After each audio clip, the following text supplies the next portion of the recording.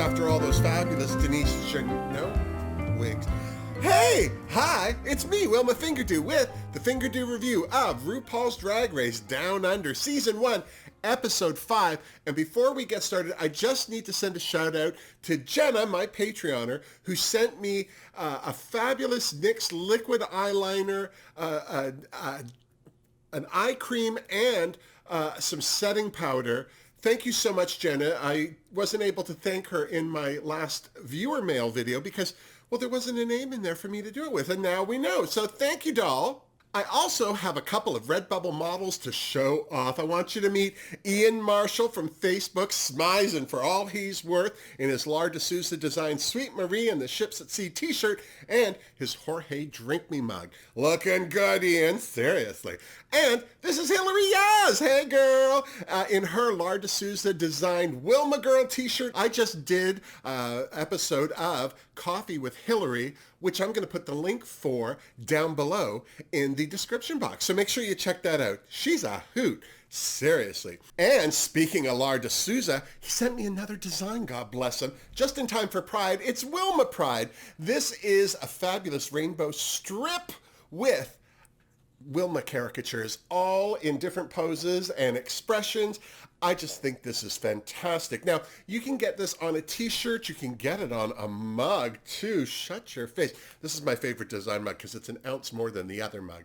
And there's the design on that as well. And I just want to let you know, for every item that is sold during the month of June, Pride Month, I am going to be donating all of the proceeds to the Rainbow Railroad. Now, they're a fantastic charity that's been helping our LGBTQI plus brothers and sisters escape persecution and volatile situations in their home countries and help them to get to kinder, gentler places with friends and family who are waiting to take them in. And I just think it's one of the best charities that you can contribute to because it helps our community globally. So if you're looking for a new fabulous Pride outfit or something just to help the community, may I suggest you check out my Redbubble page where the Lar de Souza Wilma Pride is now available. And I want to thank Lar for designing that too. He just every once in a while just throws something down the pan. He calls it fan art, but I call it heaven. He's just so talented. So thank you, Lar. Mwah. Now, Jorge, drink me. Ooh, what is that? Oh, a sophisticated lady. This is Coke Zero and vodka. Is that right? This is Coke Zero and rum. So it's a boozy lady. I'm just going to say, I have to have another sip. Extra delish. Now, let's get to it. We started this week off on a very somber note as the queens bid Anita Wiglet a tear-filled goodbye. Well, at least Karen and Keita did. Karen was upset because she sent Anita home, but Keita was obviously very sad to see her friend and business partner go home. Although, not too sad to throw a few digs at the old gal. Now that's the Australian sense of humor I know and love. Just saying. Etc. wasn't emotional one way or the other, but she did wonder how badly Keita must feel with no wins while her friend got sent home with the coveted Snatch Game win to her name. Always thinking of others, that etc. I'm just saying. As Karen's tears started to dry, she was very quick to point out that she's the first Aussie to send a Kiwi home. Clearly, Keita took some understandable offense to this, feeling like the Australian queens were looking at Drag Race as being an Australian show and the New Zealand queens as filler. The fact is, even with Art's return, 3 Aussies have been sent home, 2 by Elektra alone, and only 1 Kiwi has sashayed away, even though they're outnumbered by the Aussies 3-1. It clearly lit a fire under Keita's padded patootie at any rate, and Elektra was more than willing to help take the Aussies down. And not in a sexy way. The next day, the queens drummed up some big crossy energy, and by that I mean big cross-dressing energy. That adorable, which was powerful enough for Keita to slag off Anita and her early exit. That's power. Etc. jumped right on Art's tits with a backhanded comment about her runway not sending her home last week, something Art assured her would never happen. Elektra wasted no time pointing out how the judges' critiques of her last runway affected Etc. Clearly, she still wasn't pleased, but she was going to take this opportunity to push herself out of her comfort zone. And by that, she meant either rolling on the floor like Elektra or making an ugly outfit like Kita's. She just couldn't get over living in a universe where Kita's ball gown, you see what I did there, ball gown, would be seen as better than hers. Well, you do live in that universe, etc., so get used to it is all I'm saying. Never one to pass up a chance to salt a wound, Kita pointed out that with all its problems, the judges still thought that Elektra's outfit was way better than Etcetera's. Maxi just wanted there to be a cooking challenge, and I have to say, I actually think that's a great idea. Or maybe it's time for lunch. Jorge! Thank God Ru's video message put a kibosh on the Queens continuing the Shade Fest. Well, for now. Ru's message was as cryptic as always, but thankfully the Queen herself showed up to shine some light on the situation, but not before throwing a classic mini challenge at the Queens first. And by classic mini challenge, I mean the library was open. And with that, pit crew member Sean brought out the reading glasses, but not without giving us a quick spin first.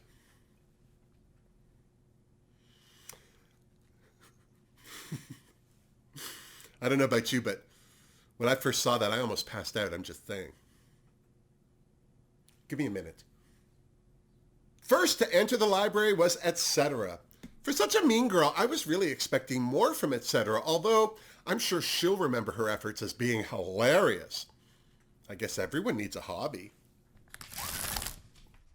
Karen was next, and short of throwing Kita's exit line to the contestants from House of Drag in her face, wah, wah, wah, wah, wah, off, and shading Art on her lack of a win, I was disappointed with Karen too. Kita was effortlessly hilarious. Her read, Elektra Shock, man, will live in infamy, and dismissing Etc. showing in her competition with her own name was genius. Maxi was another one who disappointed me, but her comment about the only time Scarlett has anything between her ears was when she's given a blowy was very good. I may have to steal that one, seriously. Art's COVID-inspired read about Elektra's taste was funny, if not long-winded like her Snatch game, but her comment about Etcetera's pronouns was hilarious. Here's to Art, seriously. Scarlett was another mean girl I thought would excel at this challenge. Thank God she still thinks she's pretty. Last and, well, certainly not the best, was Elektra, who took a moment to flirt with Sean first. And a girl, Elektra, seriously. Even though she warned us that she wouldn't be very good at this challenge, she did get one good pole dancing read on Scarlett. Hell, it was still better than anything Scarlett said, seriously. Of course, Scarlett thought they could have read her way better, but when pressed by the producer, it was clear that bald spot or not, they couldn't. And when the library was closed, it was announced that, surprisingly, Art Simone was the winner.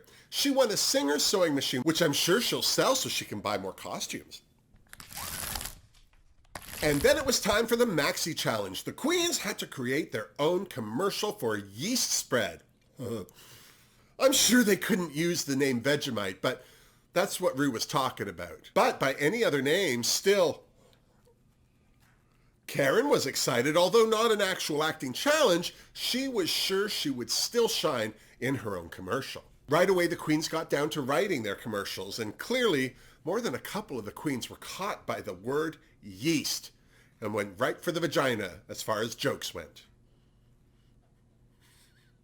Karen was going to call hers Discharge, which I have to admit is a slight improvement on calling it yeast spread, but only just. Etc. thought the judges would want them to take an elegant approach that was concept-based, so she was going to call hers Piss. To change the subject, Kita took a minute to congratulate Art on winning the mini challenge, even though it was clear that she didn't mean it. I don't understand how Art won that either, to be honest. I would blame the editing, but that cut didn't really show Art as being all that funny. She had one clever thing to say about Etc., and that was about it. Normally I would say that she must have a picture of the judges naked, but at this stage in the game, who doesn't? Kita distracted herself by asking Elektra what she was planning. Elektra's time being in the bottom had her thinking about wordplay about being topped, which seemed to make Akita sorry she'd asked. It made etc., the 22-year-old, think that Elektra was the least seasoned queen in the room. She's 22. Elektra's been doing drag longer than etcetera's reached puberty. Point in fact, her continuous use of the term target on her back. That term is used for someone you want to get rid of, not someone you think will get rid of themselves. Seriously. Karen was surprised that etc. wasn't funnier, which I immediately took to mean bitchier, because if recent events are anything to go on, etc. is anything but funny. Although I thought that her not thinking she's shady was hilarious. Etc. is obviously too young to understand that a bitch tells people off and a shady queen tells people what she thinks, even though no one asked. Seriously. Karen was sensing that the rest of the queens were seeing her as less and less of a threat. Well, she did win week 1 and ended up lip-syncing for her life last week, so they're not wrong. Come on, Karen, pull it together! Seriously.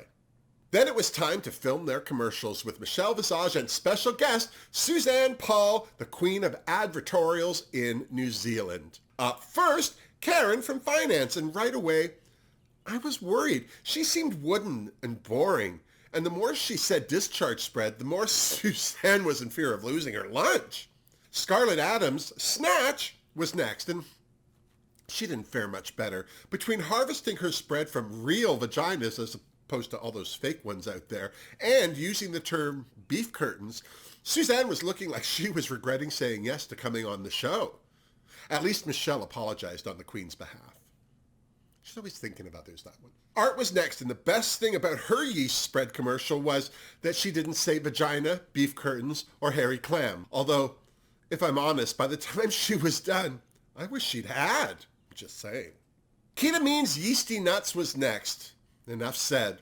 Although she does get marks for a pretty good Divine impression. I liked it. Etc. raised the bar for everyone with her fermented piss, which was obviously a little too vivid for Suzanne Paul. Electroshock was next, and all I have to say is she impressed the hell out of me. She was prepared, she was clever, she used the pit crew well, and didn't trigger anyone's gag reflex. Suzanne was well impressed. Personally, I didn't remember much past the blowjob joke, although I do remember not laughing. Last to the set was Maxi Pad, poor thing. She seemed to forget everything, from her product's name to her own. It was all just cattywampus. Plus, isn't that the second time we've seen that wig?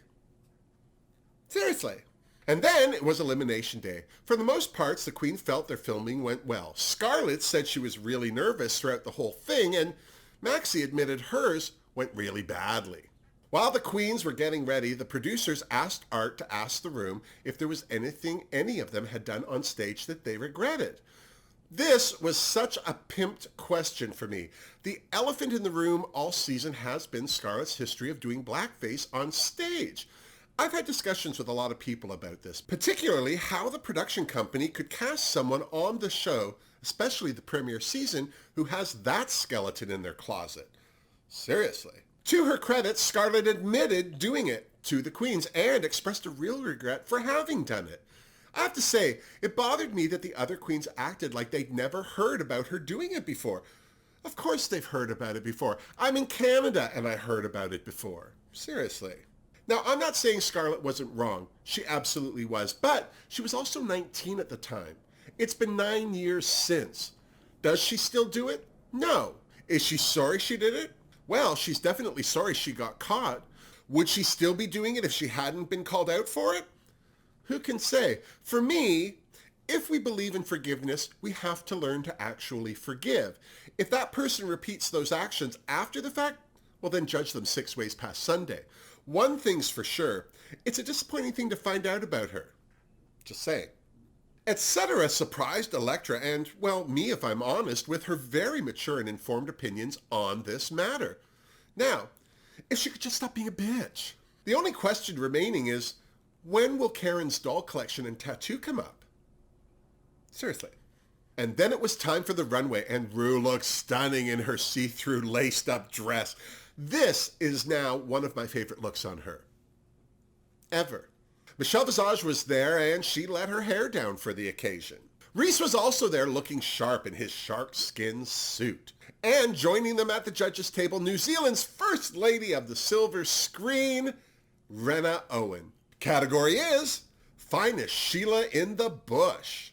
First, Electroshock, and all I can say is, who the hell was that? Because that's not the Electroshock we've become familiar with. I'm so serious. This look was elegant and understated. The painted on hair was genius, and I didn't even mind the bird. You heard me. This is proof you don't need money to be fabulous. Who knew Elektra had this in her? I blame the yeast spread, but I still gave it a standing Fingerdoo.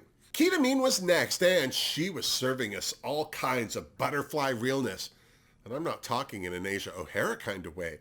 I like this runway, but I do wish she'd used less butterflies so we could see what they were better. I mean, even close up, it was hard to see that they were butterflies, but I still gave it a Fingerdoo. I like Maxi Shield's runway, but I will admit it was a little boring, and after her commercial filming experience, I would have thought that she'd have pulled out all the stops for this one. But as far as Sheila's in the Bush go, I didn't hate it. Fingerdoo. I got Karen from Finance's Ode to the Country Fire Association in Australia immediately. This was genius, because there's no better Sheila in the bush than one who's trying to protect it. I'm so serious.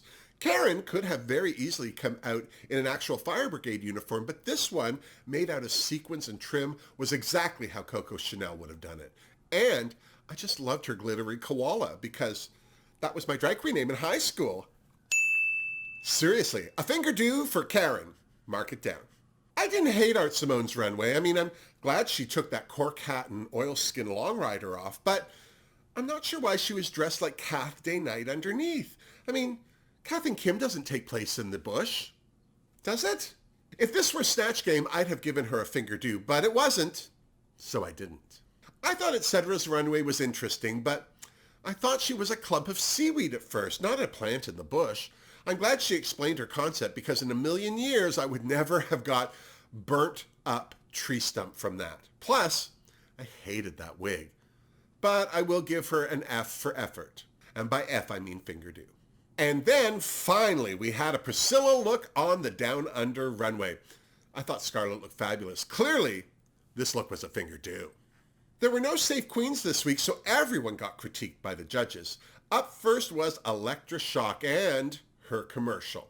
This was way funnier than I thought it was going to be. Not only was it well written and well thought out, but Elektra was actually funny in it. Although, I'm still not sure why she chose to do RuPaul looking like that.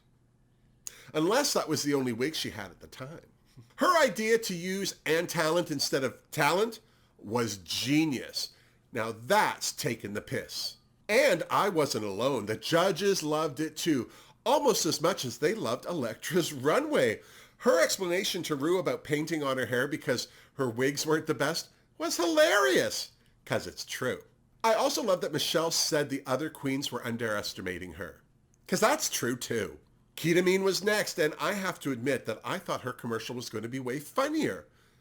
But the finished product lacked something, and that something was humor. No offense, she was funny-ish, and her Divine reference was fun, but I wonder how many baby queens out there would get it.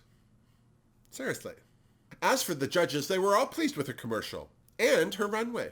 Maxi Shield's commercial was next, poor thing. As expected, this was not funny. I still don't know why she was just sitting and staring at the pit crew in the last bit. It's kind of creepy. Michelle pointed out how Maxi self-doubt sabotaged her again, while Ru admitted she was surprised that Maxi didn't do better. So was Maxi. Next was Karen from Finance's commercial. I was disappointed in this too.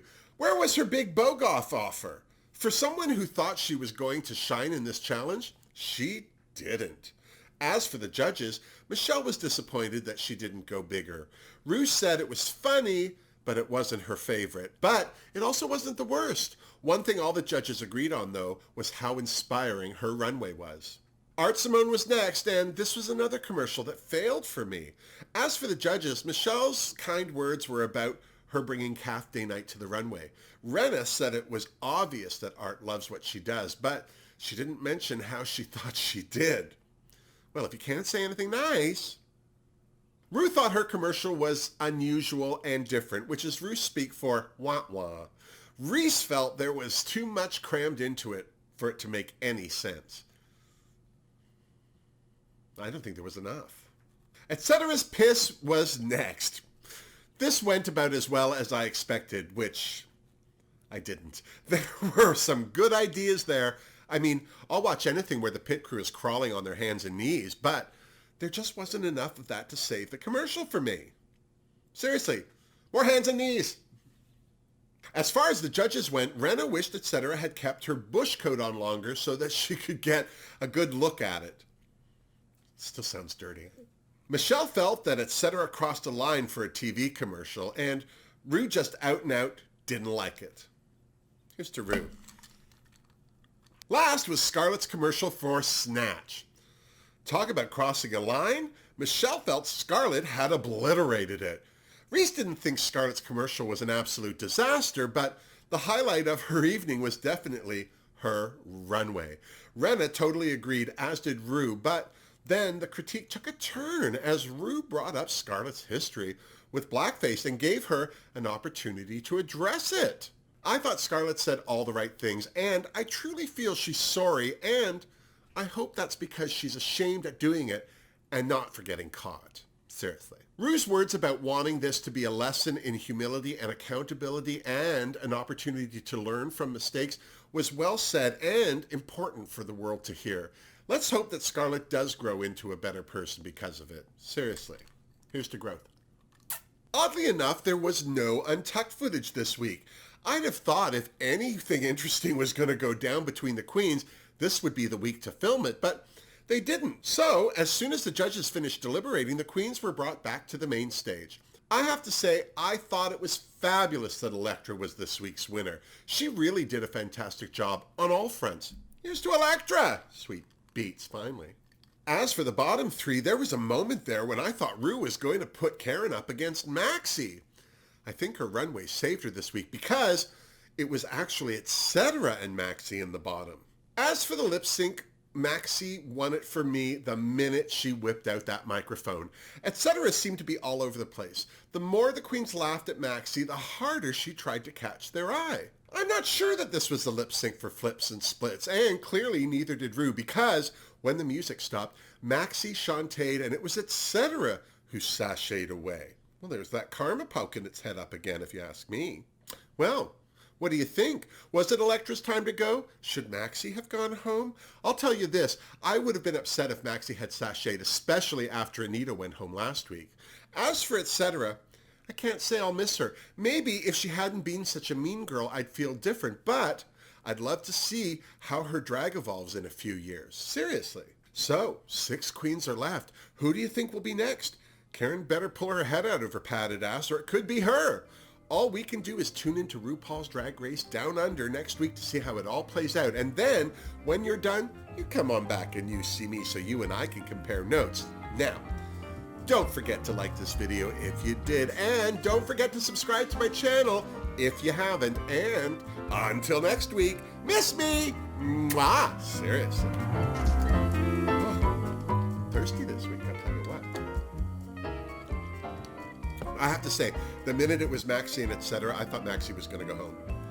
I really did. I mean, because Etc. can dance, but I think she pulled an Elektra. She overdid it. I find it funny that Etc. Was not only in the bottom, but got eliminated the week that Elektra won. She'll be tasting that for a while, I'll tell you what.